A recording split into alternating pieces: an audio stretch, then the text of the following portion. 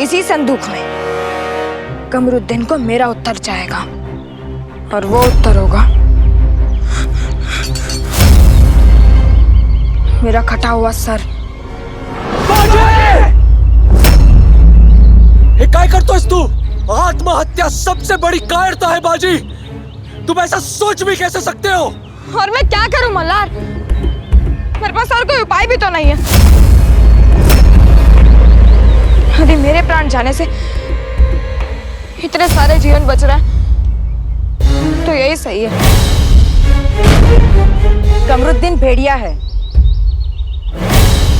और भेड़िया पेट भरने के लिए शिकार नहीं करता, शौक के लिए करता है। तुम्हारे खून से भी उसकी प्यास नहीं बुझेगी, वो फिर गांव वालों पे हमला करेगा। मेरे पति ने तुम्हारी और बालाजी के जान को बचाने के लिए अपने प्राण का बलिदान दिया है। वो इसलिए नहीं कि एक दिन तुम स्वयं ही डर कर उनके आगे घुटने टेक दो। बहुत दिन डर डर के जी लिए, अब और नहीं। हम आत्महत्या नहीं, शत्रु की हत्या करेंगे। मरेंगे तो हार कर नहीं, मार कर मरेंगे। हाँ, हार कर नहीं, मार कर मरेंगे। मार कर मरेंगे, मार कर मरेंगे।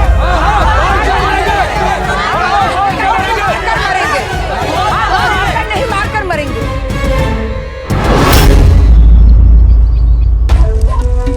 तैमूर, ये संदूक खोलो। हम देखना चाहते हैं कि इन गुस्ताख मराठियों ने क्या जवाब भेजा है। जी हुजूर।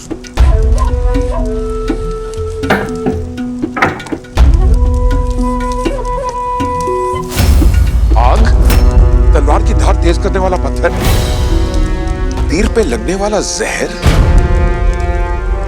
इन सब का क्या मतलब हो सकता है?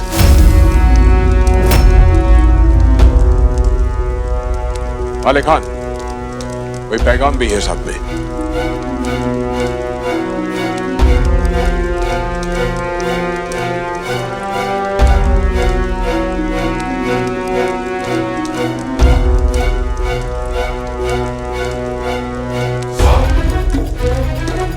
बलिदान का सुनहरा राग हमसे ले लो, बारूद से लड़ोगे तो आग हमसे ले लो, दृढ़ता और वीरता का आधार हमसे ले लो, तलवार से लड़ोगे तो धार हमसे ले लो, जो तुम पे आ गिरेगा वो कहर हमसे ले लो, जो तीर पे लगेगा वो जहर हमसे ले लो। तुम पर्वत तो हम हैं आंधी, अब हम नहीं रुकेंगे। ये सर फिरे मराठी हरगिज नहीं झुकेंगे।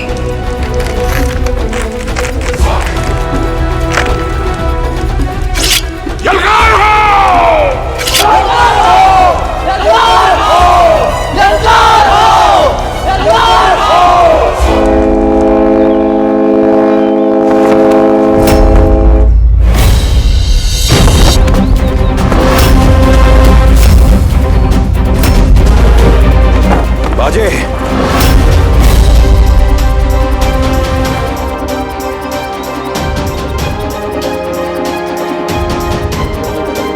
बाबा,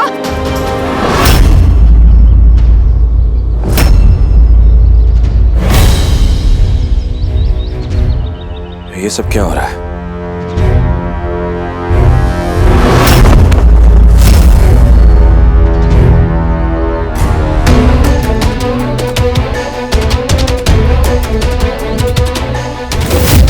तू और तेरी औलाद कल का सूरज निकलने से पहले अपने हाथों से अपना सर काटकर गांव वालों को दे दो, वरना गांव में किसी कंधे पर सर नहीं बचेगा।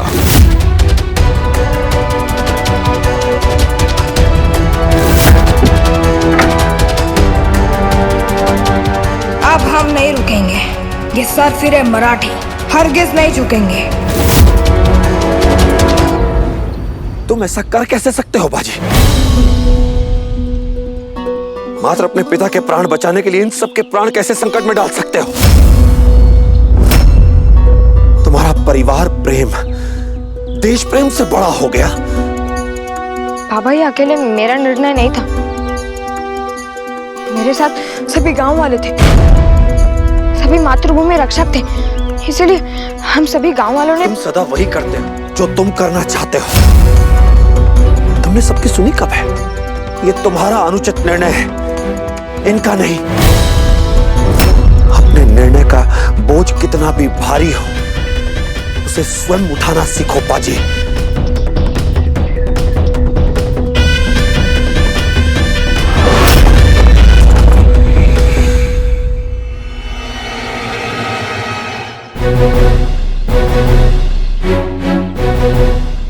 बालाजी, आप हमें आजाद क्यों नहीं कर रहे? यदि आप गांव से बाहर निकले तो मुगलों का क्रोध आपको नहीं छोड़ेगा, यानी गांव में रहे तो गांव वालों का आक्रोश नहीं छोड़ेगा। इसलिए आपकी भलाई इसी में है कि आप शांतिपूर्वक यहीं बंदी बने रहें, क्योंकि आप बाहर निकले तो हम आपके प्राणों की रक्षा नहीं कर पाएंगे चंद्रसेन जी। काम बहुत अधिक है और समय बहुत कम।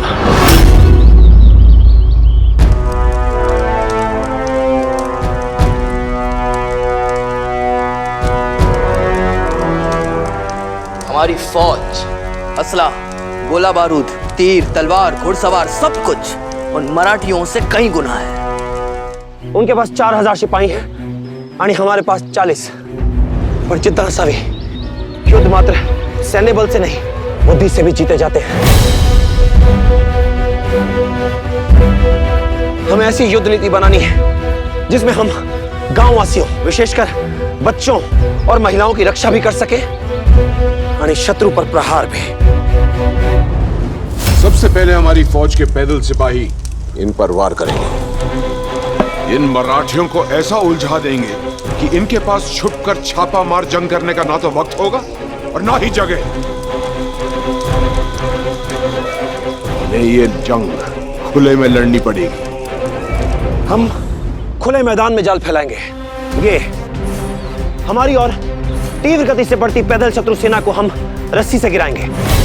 रस्सी पहले से मिट्टी के नीचे दबी होगी। सही समय आने पर रस्सी के दोनों सिरों को खींचकर हम शत्रु की पैदल सेना को मुंह के बल गिराएंगे।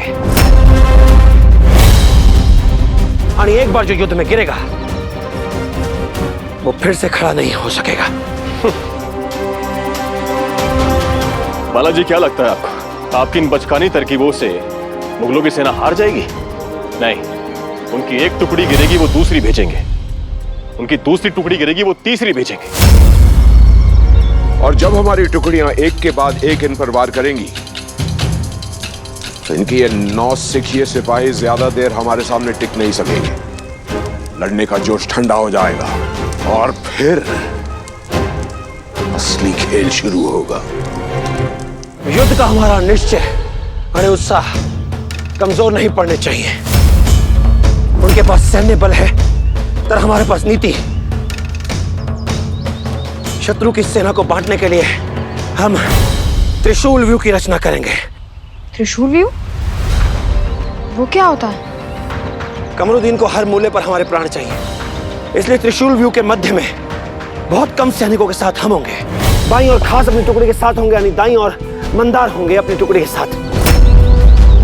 ऐसे उनकी सेना को हम 3 हिस्सों में विभाजित करेंगे।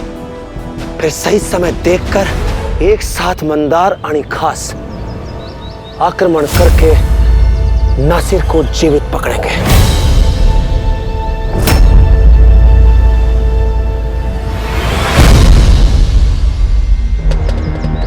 नासिर हमारे हाथ लग गया तो कमरुद्दीन समर्पण कर देगा। बालाजी हमारी फौज को बांटने की कोशिश करेगा और उससे पहले हमें बालाजी को कैद करना होगा और उन्हें कैद करने के लिए हमारी फौज सिफर बनकर चलेगी। मतलब जब ये मराठी फौजें आगे बढ़ेंगी तो हमारी फौज उनके चारों तरफ एक दायरा बना लेंगी,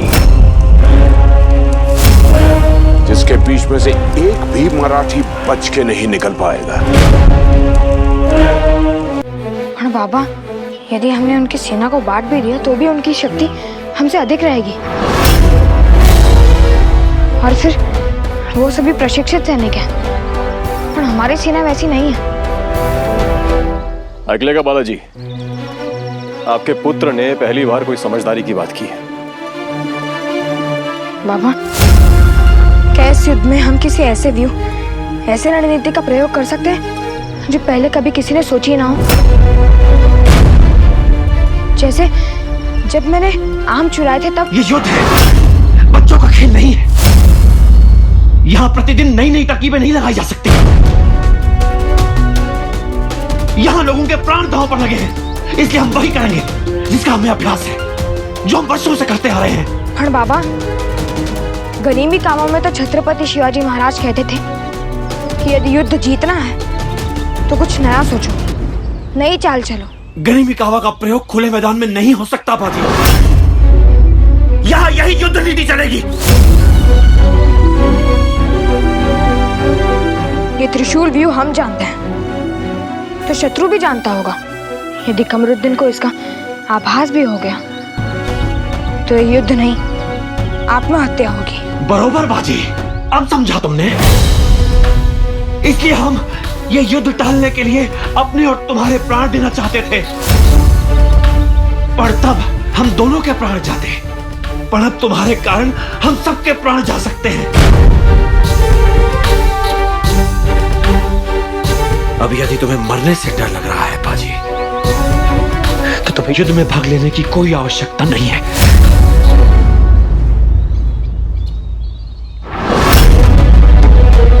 बाबा, ना मैं युद्ध से भयभीत हूँ, ना वीर गति से। मैं तो बस कुछ नया करने के पक्ष में हूँ। तो फिर अपना ये नया पक्ष नहीं सोच लेकर बाहर निकलो। इस मंत्रणा कक्ष में तुम्हारा कोई काम नहीं है।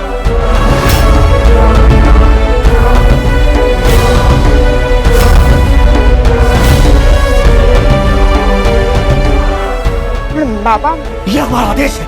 अन्य सेना में आदेश का पालन किया जाता है, उस पर प्रश्न नहीं उठाया जाता। नहीं।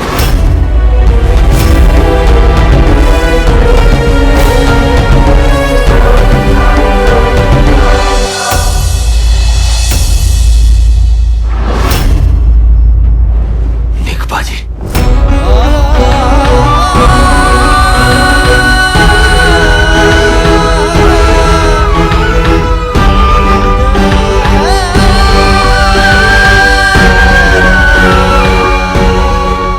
आइयां होती, क्योंकि उनके बिना ना मैं पापा को समझ पा रहा हूँ, ना उन्हें समझा पा रहा हूँ।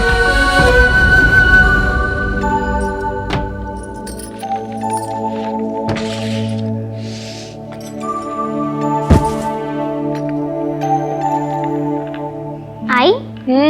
तू पापा को पत्र लिख रही है? हाँ। आई, तो ये लिखना मत भूलना कि हम कक्षा में प्रथम आए। और ये लिखना कि मेरा दूध का दांत टूट गया है, मैंने उसे संभाल के रखा है। पत्र में रख लूं? पीयू, जाओ जाके खिलो दोनों। जाओ, भागो, जाओ।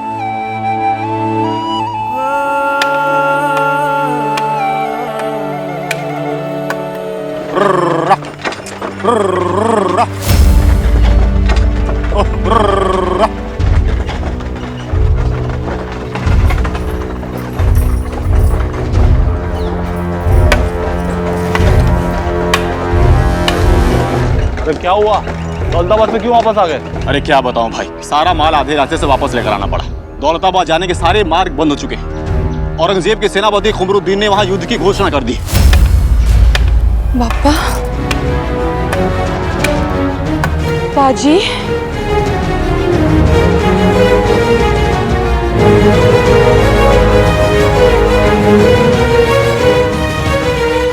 आई, क्या हुआ?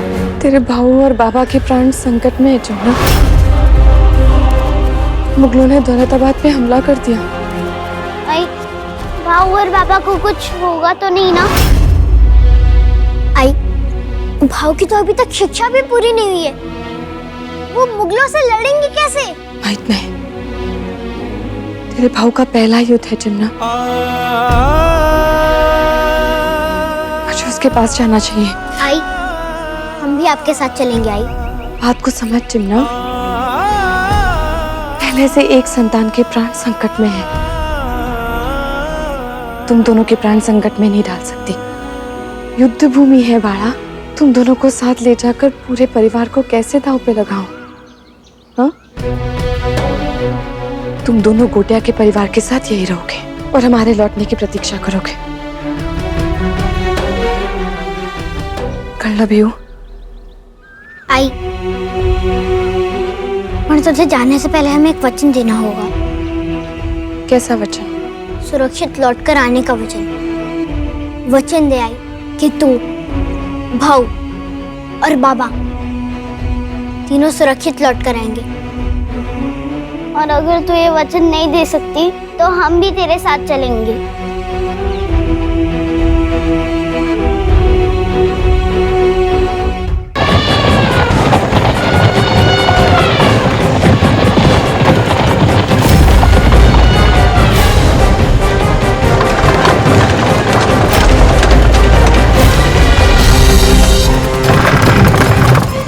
बाजी, शत्रु संख्या में हमसे बहुत अधिक है। बाबा चाहे किसी भी रणनीति का प्रयोग कर ले, कितनी भी वीरता से लड़ ले, और इतनी बड़ी सेना को हराना है तो कुछ और करना होगा। कुछ ऐसा जो आज तक ना कभी किसी ने सोचा हो, ना किया हो। सेना से फिर भी लड़ा जा सकता है बाजी, पर इन तोपों से कैसे लड़े? मुगलों की असली शक्ति तो ये तोपें। यदि हम युद्ध आरंभ होने से पहले ही शत्रु की शक्ति को समाप्त कर दें तो? ना है बाजी, वैसा कुछ करने की सोचोगे भी नहीं। और कैसे करने वाले हम? हमें तो ये तक पता नहीं कि उन्होंने अपने गोले बारूद रखे कहाँ हैं। पता नहीं है तो पता करना पड़ेगा। जब उन मुगलों को हमारी सारी सूचनाएं मिल सकती हैं तो फिर हमें क्यों नहीं?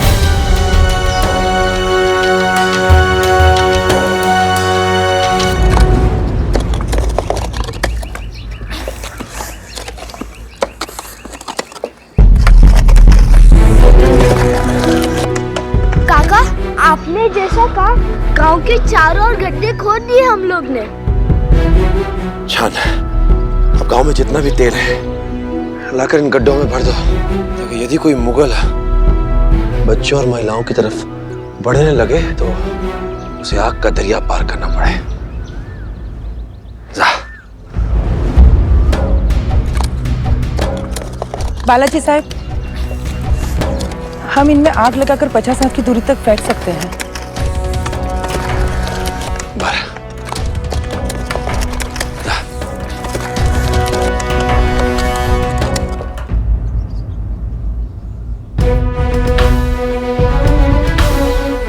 हे बगा बाला साहब, यदि उनके घोड़े उस आग से बच भी जाते हैं तो जमीन में दबे बांस अचानक खड़े कर दिए जाएंगे।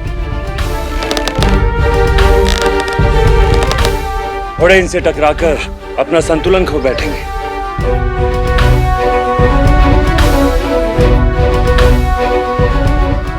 छुपा दीजिए। हो बाला साहब।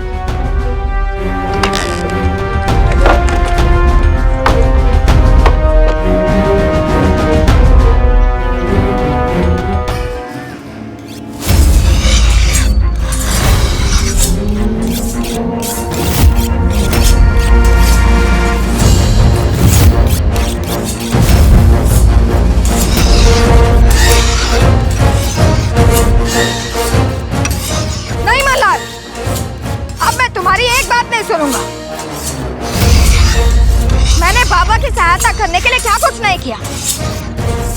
गनीमी कावा का प्रयोग करना मेरा विचार था, पर बाबा ने मेरी प्रशंसा करने के बजाय मेरा तिरस्कार किया, मुझे डांटा। तुम जानते हो कि इस युद्ध के लिए मैं कितना अभ्यास कर रहा हूँ, और जब उस युद्ध का अवसर आया तो मुझे युद्ध से दूर रखा जा रहा है, पर मैं चुपचाप नहीं बैठूंगा। हाँ बाजी, किंतु तुम कर भी क्या सकते हो? खूब काई, अब मैं कहकर ही नहीं करके भी दिखाऊंगा। जब नासिर और उसके साथी मुझे उठाकर ले गए थे तो मैंने उनकी बातें सुन लिए थे कि मुगल अपना बारूद कहाँ छुपा कर रखते हैं। अब मैं युद्ध आरंभ होने से पहले ही मुगलों का बारूद राख कर दूंगा। बाजी, यह अति संकटपूर्ण कार्य है, प्राण भी जा सकते हैं। तो चले जाए, कम से कम मेरे बाबा को तो पता चलेगा कि उनका पुत्र ना लड़ने से डरता है ना मरने से।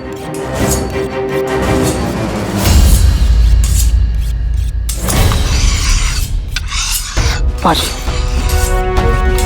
तो सगळेच शांत है, किसी कोई प्रतिक्रिया नहीं, क्योंकि वो जो कोई भी बहुत शातिर है, अभी कोई प्रतिक्रिया नहीं करेगा।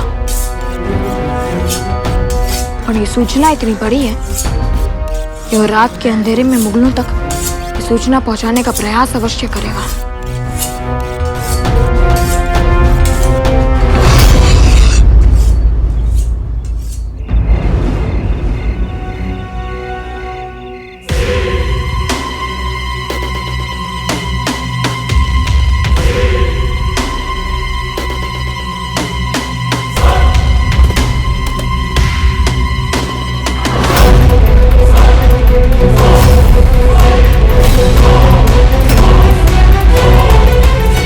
अपना चेहरा दिखाओ।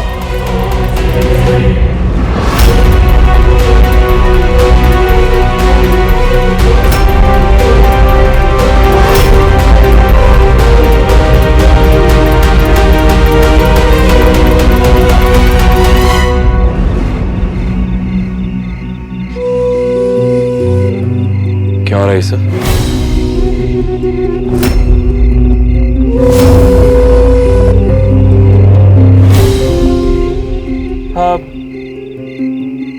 हम अभ्यास कर रहे थे। यदि कल हमें नासिर मिल गया तो उसे भी ऐसे ही घेर लेंगे।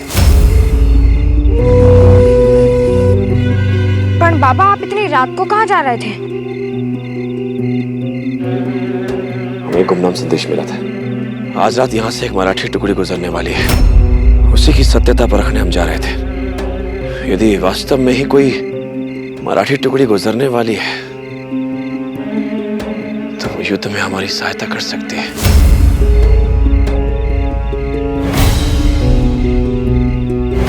पर यदि किसी को बाबा की सहायता करनी होगी तो वो गुमनाम संदेश क्यों भेजेगा?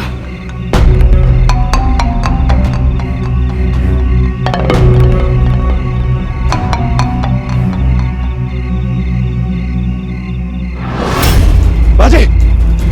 बाजे!